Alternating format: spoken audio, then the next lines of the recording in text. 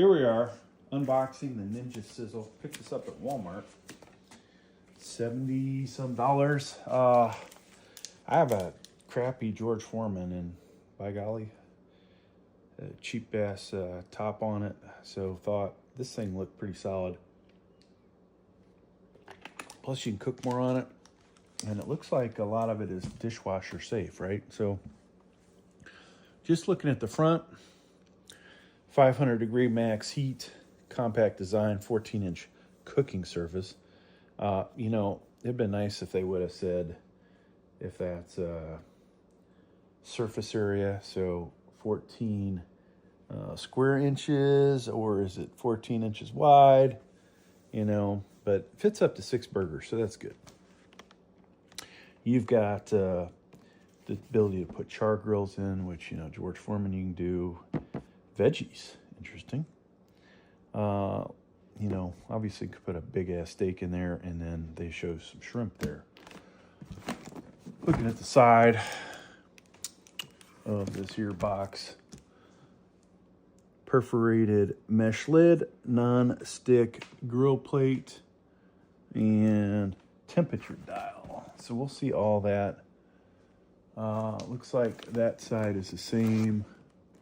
All right, let's get this open, folks. You know, this is unboxing, right? Not a talk about everything in it.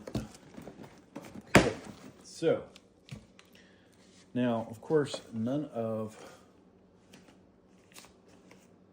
these things are going to be tall enough to see everything in the box. See how many negative comments I get about the Steeler, me being a Steeler fan in the background, right? All right, so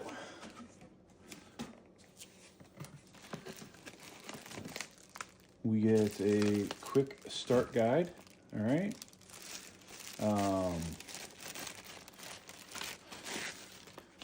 So maybe there's a few recipes in here, or let's see.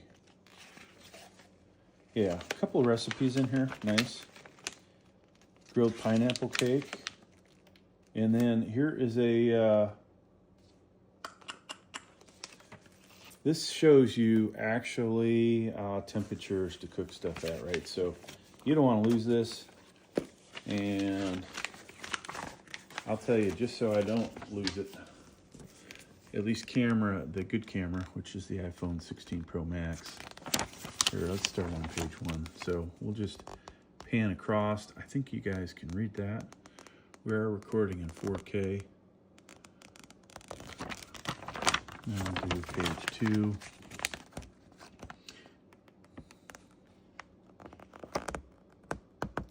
So you may have to pause.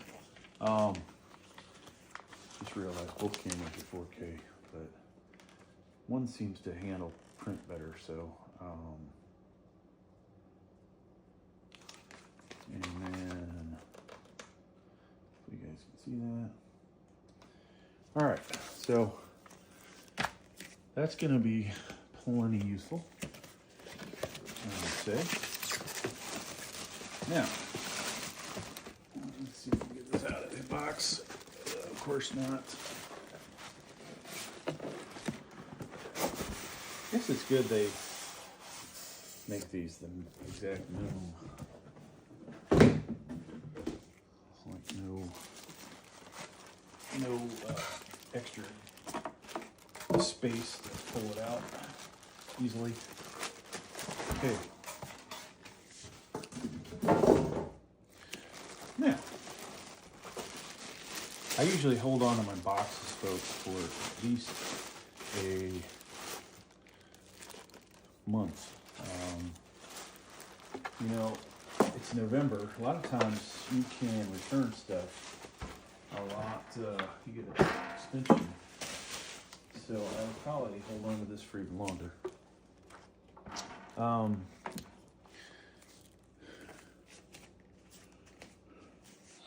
Let's drop down a little bit on this camera. And I hope to God the other camera you can see what I'm doing. I'll drop down a little bit on that one too. All right.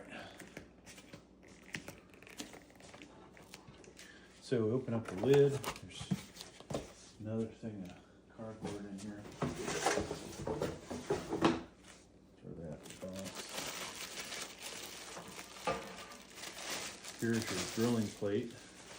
And while I've got this off, so you can see all your oil and fat and liquid, whatever, should hopefully end up in here, right? If this is on a flat surface, I believe this all drains down, okay? I don't see any holes in it, so it would appear it's going to collect there. Now, here is your heating elements in here, and reservoir that matches the grill plate. So, how does this feel lifting up? Could it be a little tighter? You know, it's one thing I don't get.